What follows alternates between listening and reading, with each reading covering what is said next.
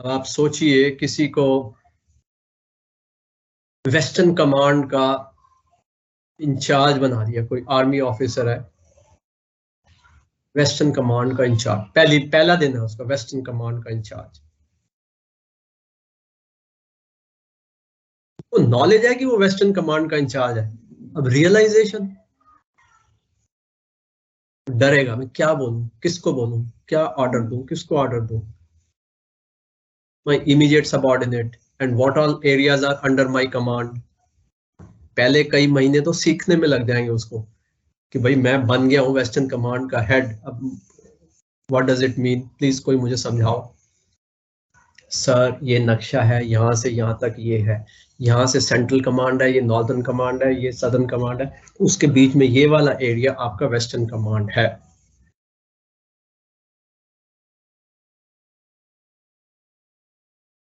Hierarchy क्या है, का ज्यूरिसडिक्शन क्या है।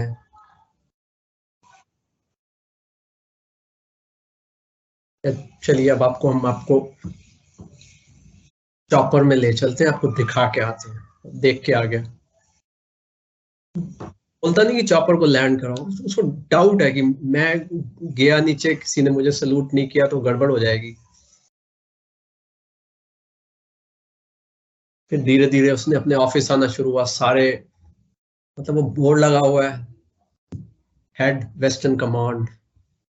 शी स्टिल डाउट्स कि is this room mine, I have to enter this. रुक जाता थोड़ी देर, फिर देखता कोई और तो नहीं बैठा हुआ, नहीं बैठा हुआ, कुर्सी खाली है, तो शायद मेरे लिए ही होगी, मैं बैठ जाता हूँ। This is state of mind. धीरे धीरे धीरे धीरे धीरे धीरे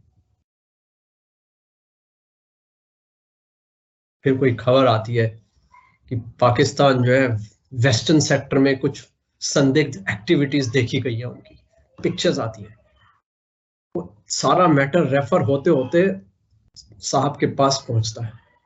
तो मतलब उसको पहली बार कन्विक्शन होता है, इसका मतलब मैं ही वेस्टर्न कमांड का हेड हूँ, ये सारे मेरे से पूछ रहे हैं अब क्या करना है, सो दैट मीन्स मतलब मैं होऊंगा। पहली बार उसको कन्विक्शन तब होती है जब फॉरेन कंट्री वहां पे कुछ सस्पिशियस एक्टिविटीज करती है।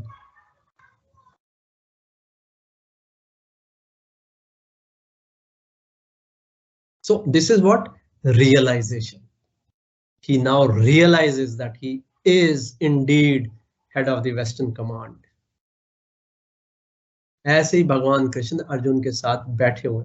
अभी और भगवत गीता चलेगी, जब तक अर्जुन बोलेगा नहीं ना कि yes I will fight now, कहाँ है मेरा दुश्मन, तब तक भगवान कृष्ण इंस्टॉल करते रहेंगे, रियलाइजेशन को इंस्टॉल करते रहेंगे। लेकिन उन्होंने ठान लिया कि इंस्टॉल किए बिना कोई फायदा नहीं है, क्योंकि लड़ाई करनी ही है अल्टीमेटली। और अगर ये रियलाइजेशन नहीं होगी, लड़ाई नहीं करेगा, उस ज्ञान का क्या फायदा जो एक्शन में कन्वर्ट नहीं होगा। सो these are two things for this specific purpose of understanding. There is one knowledge in full, then there is a realization, and what should follow is being known. Nothing more here needs to be known, remains to be known. Full knowledge किसी के पास है तो असलियत ये है कि अब और कुछ नहीं है जो जानने योग्य है या जानने के लायक है। एक तो ये fact, second this fact would be known to the one who has got knowledge in full and who has realised.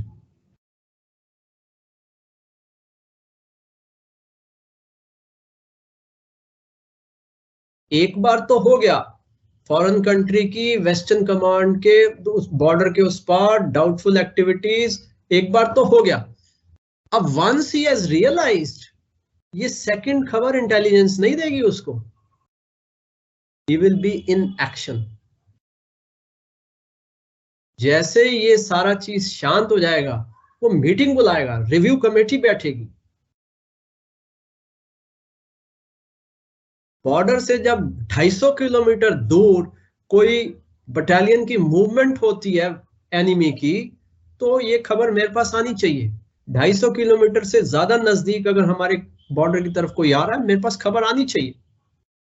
250 से 150 तक अगर वो मूव करेंगे तो हमारा एक्शन प्लान क्या होगा, 150 से 100 तक मूव करेंगे, हमारा एक्शन प्लान क्या होगा, 50 मूव करेंगे तो हमारा एक्शन प्लान क्या होगा। Let us do a mock drill. 1 फरवरी को मॉक ड्रिल है। आप मान के चलिए कि दुश्मन जो है 100 किलोमीटर हमारे बॉर्डर के नजदीक आ गया, वी हैव टू एक्ट। ये रिपोर्ट मिली है एंड ऑर्डर, ये ऑर्डर है और ये कैसे एग्जीक्यूट कर। I want to C,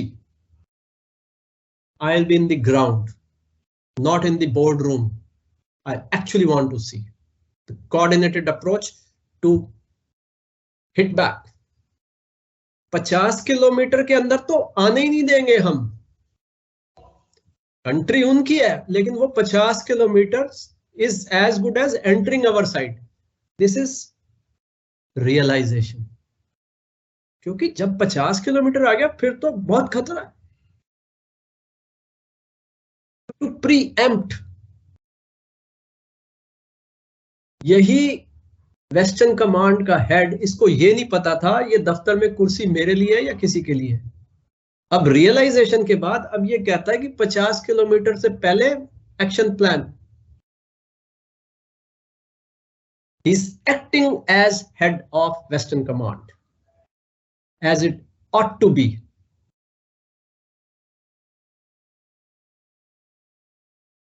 Somewhat similar would be a state of man of realization who has full knowledge कि अब और कोई जानकारी नहीं चाहिए कि दुश्मन कहां से कहां आ रहा है, हमारे पास पहले प्लान है। एक ऑर्डिनरी आदमी क्या करता है, डाउट आएगा तो मैं गूगल पे जाऊंगा, गूगल पे सर्च करूंगा डाउट को क्लियर करने के लिए। गूगल पे गलती भी हो सकती है, फिर विकिपीडिया पे देखूंगा, फिर अपने ट्यूटर से पूछूंगा, मान लो वो भी गलत हो, क्या फर्क पड़ता है।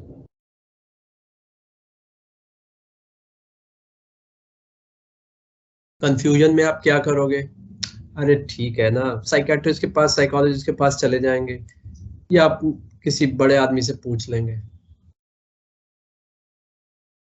जब आपसे गलती हो जाएगी तब आप क्या करोगे,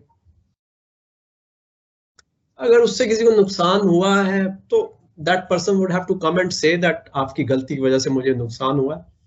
मान लो आपने गलती की है और कोई आता नहीं है कहने के लिए कि आपकी गलती से नुकसान हुआ है, सो दैट गलती would have got done, you are no way responsible, the onus is on the other person. गलती आपने की है, नुकसान उसका हुआ है, सिर्फ इसलिए कि वो आपके पास नहीं आ रहा ये कहने के लिए कि मेरा नुकसान हुआ है, तो you can go Scott free.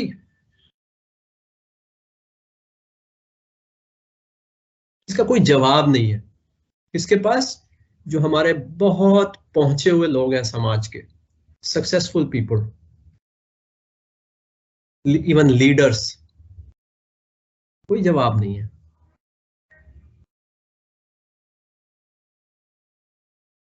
लेकिन the man of knowledge with the realization, his position is quite different.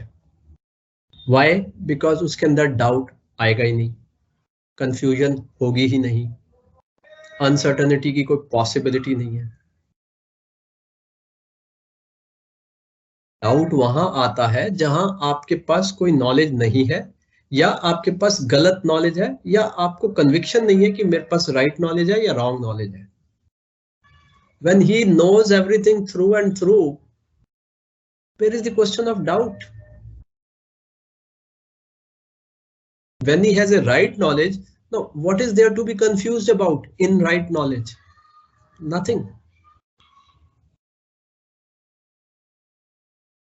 हम सोचिए हमने जिंदगी का कितना टाइम इन डाउट्स और कंफ्यूजन्स में लगाया है, और क्या हम कह सकते हैं कि आज हमारे सारे डाउट, सारे कंफ्यूजन दूर हो गए, या कल को नया डाउट नहीं आएगा हमारे जीवन में?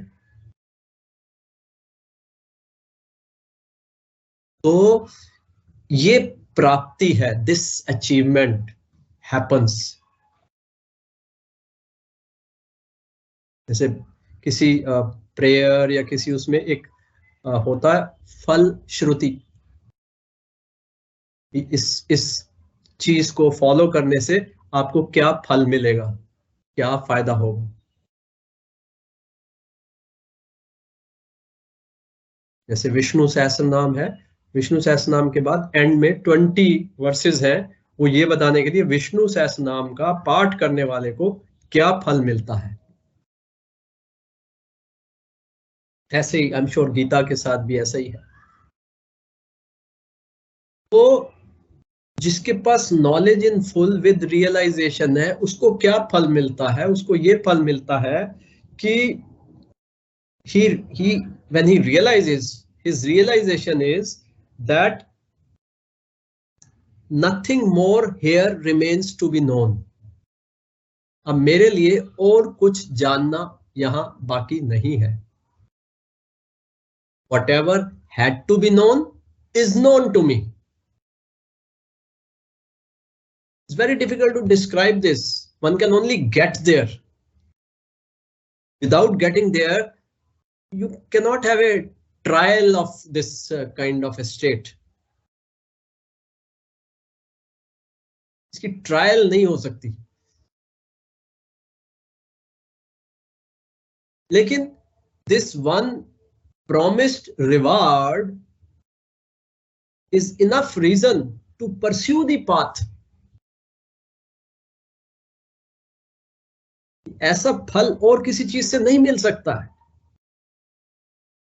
दुनिया के जितने साधन हैं, जितने पुरुषार्थ हैं, आप सबका प्रयोग कर लें,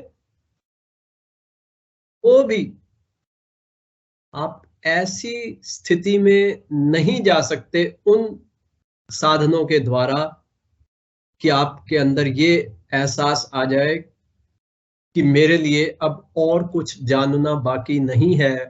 ये एहसास वो खुद भी प्रॉमिस नहीं करते।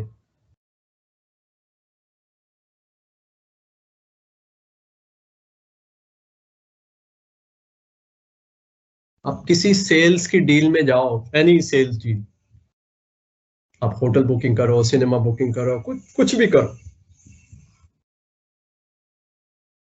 सारा कुछ क्वेरी हो गया। अब आप सेल्समैन से कहते हो let me think over it and I will come back to you. Sir, when you come back to me, then the prevailing rates would be applicable to you. ये जो मैंने आपसे बात किया, ये अभी आज इसी समय अगर आप करो तब ये ऑफर है।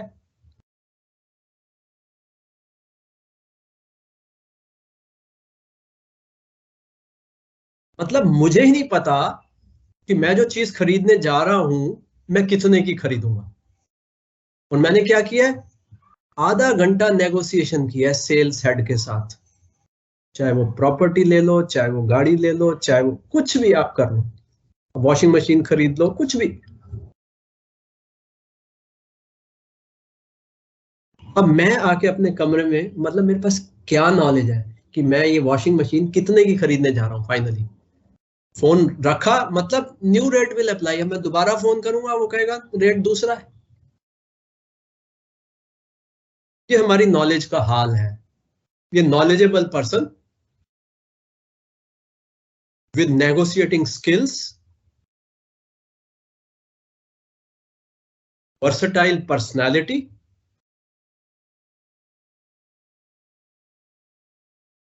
इस आदमी में और एक मोस्ट बुद्धू आदमी में कोई फर्क है? बुद्धू आदमी क्या ये लेना है नहीं लेना, अच्छा भाई मैं कल आऊंगा, उसने पूछा ही नहीं कितने की है, क्योंकि वो जब एक्चुअली खरीदने जाएगा उसी दिन पूछेगा। हम क्या करते हैं, पूछते रहते हैं, पूछते रहते हैं, पूछते रहते हैं, पता हमें भी है कि खरीदना नहीं है, क्वेरी कर रहे हैं।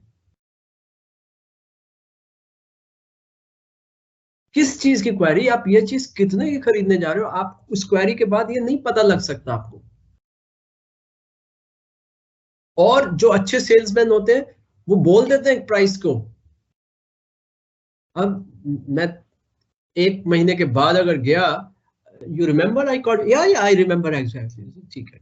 तो आपने क्या डिसाइड, नहीं मैंने खरीद लिया, खरीदना है, मैंने डिसाइड कर लिया, अच्छा आप आ जाइए, ऑफिस आ जाइए, पूरा बैठ के सारा फॉर्म कर।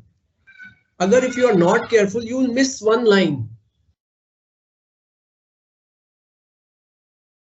या तो वो एक टैक्स लगा देगा, या वो कुछ डील लगा देगा, या कुछ चीज कुछ वो कर देगा,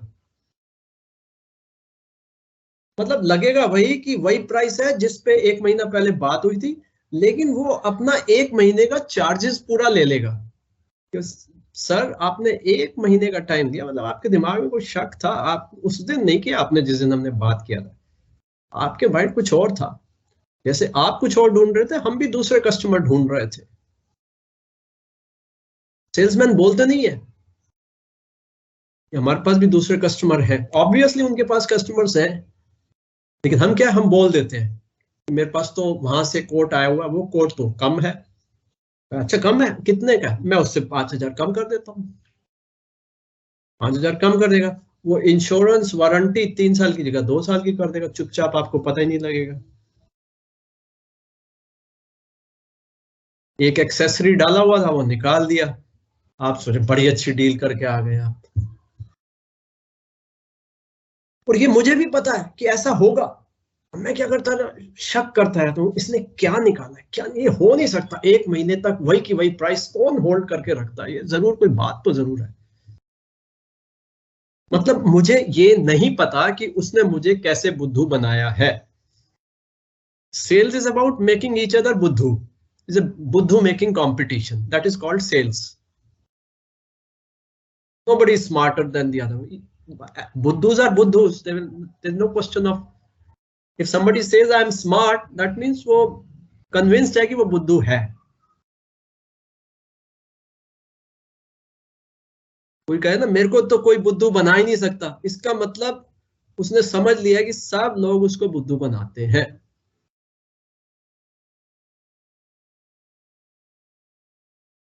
तो हम तो संसार में यही सब देखते हैं, इसी के बीच रहते हैं। अब हमें कोई कहे कि ऐसे स्टेट आता है कि जब जान लेने के बाद आपको ये फीलिंग आती है कि आपको सब कुछ पता है, ये कैसे हो सकता है? There's no example which can convey this message. भगवान कृष्ण कह रहे हैं तो मानना तो पड़ेगा, विश्वास तो रखना पड़ेगा। This is how the manthan has to happen, the brainstorming has to happen, where you slowly dissolve your intellect, let the shraddha come on the surface and suppress the intellect. So long has the intellect suppressed the shraddha, now the shraddha has to come in the front. It is through the shraddha that these things have to be received. Oh, Shanti, Shanti, Shanti.